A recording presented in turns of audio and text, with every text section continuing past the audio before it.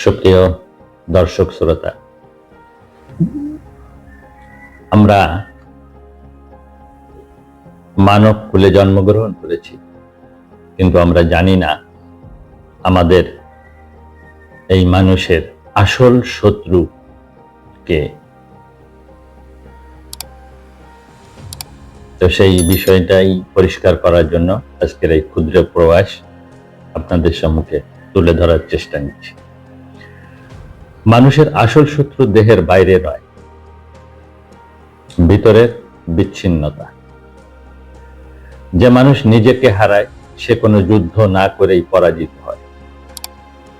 আমরা প্রতিদিন শত্রু খুঁজি, রাষ্ট্রের শত্রু, ধর্মের শত্রু, দলের শত্রু, মতের শত্রু, কিন্তু সবচাইতে ভয়ঙ্কর সত্যটি আমরা এড়িয়ে যাই।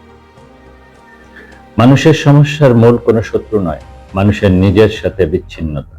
এই বিচ্ছিন্নতা নীরব, অদৃশ্য, কিন্তু ধ্বংসাত্মক। এটি মানুষকে ভেতর থেকে ভেঙে দেয়, কোনো শব্দ ছাড়াই। তো মানুষ নিজ থেকে বিচ্ছিন্ন হয়ে হয় যেভাবে, মানুষ নিজেকে হারায় ধাপে ধাপে। সেগুলো কি কি? নিজের অনুভূতিকে অস্বীকার করে, কষ্টকে নরমাল বলে মেনে নেয়, রাগ, ভয়, হতাশা চেপে রাখে, অন্যের স্বীকৃতির জন্য নিজের বিশ্বাস বিসর্জন দেয়, আয়না দেখলেও নিজেকে চিনতে পারে না, আমি কে প্রশ্নটিকে অপ্রয়োজনীয় মনে করে, ব্যস্ততাকে জীবনের মানে ভাবতে শুরু করে, আত্মসমালোচনার জায়গায় আত্মঘৃণা জন্ম নেয়। ফলে মানুষ বেঁচে থাকে কিন্তু জীবিত থাকে না। পরিবার থেকে বিচ্ছিন্নতা, ঘরের ভিতরের নিঃশব্দ যুদ্ধ। পরিবার ভাঙে চিৎকারে নয়, নীরবতায়।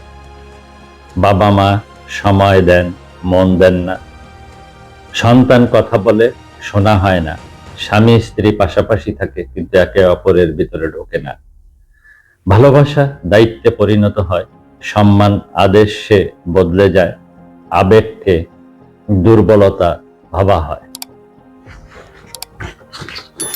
ভুল স্বীকারের সংস্কৃতি হারিয়ে যায়, ফলে পরিবার থাকে কিন্তু আশ্রয় থাকে না।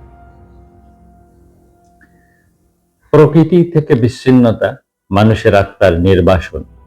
মানুষ একদিন প্রকৃতির সন্তান ছিল, আর সে প্রকৃতির শোষক। মাটিকে পণ্য বানিয়েছে, নদীকে নর্দমা করেছে, গাছকে কাঠের হিসাব বানিয়েছে, ঋতুকে আর অনুভব করে না, শুধু সহ্য করে। সূর্যাস্ত দেখার সময় নেই, আকাশে তাকানোর অভ্যাস হারিয়েছে। প্রকৃতির নীরব ভাষা ভুলে গেছে। প্রকৃতি থেকে বিচ্ছিন্ন মানুষ ধীরে ধীরে মানবিকতা থেকে বিচ্ছিন্ন হয়েছে। আর মূল্যবোধ থেকে বিচ্ছিন্নতা, সভ্যতার আত্মহত্যা। এই বিচ্ছিন্নতা সবটাই ভয়ঙ্কর। সত্য আপেক্ষিক হয়ে যায়, ন্যায় সুবিধার উপর নির্ভর করে, চরিত্রের বদলে ফলাফল গুরুত্বপূর্ণ হয়, লজ্জা দুর্বলতা মনে হয়, বিবেককে চুপ করানো শিখে যায় মানুষ, অন্যায়ের সাথে মানিয়ে নেওয়াকে বুদ্ধিমত্তা বলা হয়, প্রশ্ন করাকে বিদ্রোহ ভাবা হয়। এখানেই মানুষ আর মানুষ থাকে না, সে কেবল কার্যকর যন্ত্রে পরিণত হয়। আজকের পৃথিবী সংকটে নয়, মানুষ সংকটে।